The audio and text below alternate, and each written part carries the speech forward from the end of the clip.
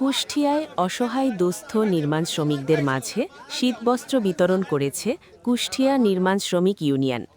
মঙ্গলবার সন্ধ্যায় শহরের জেলখানা মোড়ে অবস্থিত কুষ্টিয়া নির্মাণ শ্রমিক ইউনিয়নের কার্যালয়ে শ্রমিকদের মাঝে এ কম্বল বিতরণ অনুষ্ঠানে অতিথি হিসেবে উপস্থিত ছিলেন পারফেক্ট হোম ডিজাইন অ্যান্ড কনসালটেন্সির পরিচালক প্রকৌশলী মাহমুদ আল হাফিজ অভি, স্থাকল্প আর্কিটেক্টের প্রধান স্থপতি নাজমুস সাকিব তনু, কুষ্টিয়া নির্মাণ শ্রমিক ইউনিয়নের সভাপতি তাইজাল প্রামাণিকের সভাপতিত্বে ও সাধারণ সম্পাদক রাজন মালিথার সার্বিক তত্ত্বাবধানে এ শীতবস্ত্র বিতরণ অনুষ্ঠানে উপস্থিত ছিলেন সংগঠনটির কার্যকরী সভাপতি আলাম শেখ, সহসভাপতি আবুল হোসেন, যুগ্ম সাধারণ সম্পাদক বাবুল মণ্ডন সহ সংগঠনটির সকল নেতৃবৃন্দরা।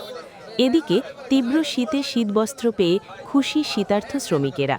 সংগঠনের দুস্থ শ্রমিকদের একটু সহযোগিতা করতে এমন উদ্যোগ নেওয়া হয়েছে বলে জানায় কুষ্টিয়া নির্মাণ শ্রমিক ইউনিয়নের নেতাকর্মীরা। শুধু শীত নয়, শ্রমিকদের যে কোনো বিপদ আপদে সংগঠনটি দুস্থ শ্রমিকদের পাশে থেকে সহযোগিতা করে থাকে।